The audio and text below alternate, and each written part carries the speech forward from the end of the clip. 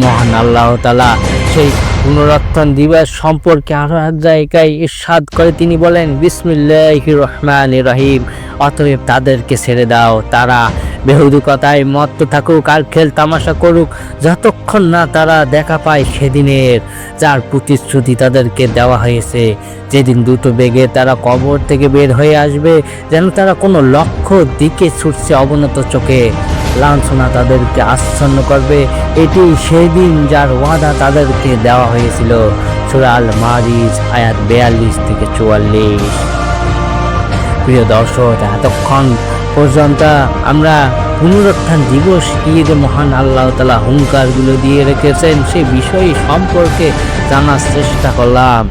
চলুন দর্শক, এখন আমরা পরকালের অস্বীকারীদের যে দুর্দিন সেই বিষয়ে মহান আল্লাহ তাআলার কিছু আয়াত ঘোষণা এখন পর্যায়ক্রমে জেনে নেই।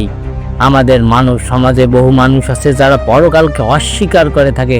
তারা বলে থাকে দুনিয়ার জীবনেই জীবন, যা দেখি না তা বিশ্বাস করি না। পরকাল অস্বীকার করার ফলে তারা যে পরকালের শিকার হবে না তা কিন্তু নয়। কেউ আগুনের দাহ্য শক্তি অস্বীকার করলেও আগুন তাকে পেলে দগ্ধ করবেই। এই বিষয়ে মহান আল্লাহ তাআলা পবিত্র আল কোরআনে ইরশাদ করে বলেন, বিসমিল্লাহির রহমানির রহিম, সেদিন ধ্বংস অস্বীকারীদের জন্য যারা প্রতিদান দিবসকে অস্বীকার করে আর সকল সীমা লঙ্ঘনকারী পাপাচারী ছাড়া কেউ তা অস্বীকার করে না।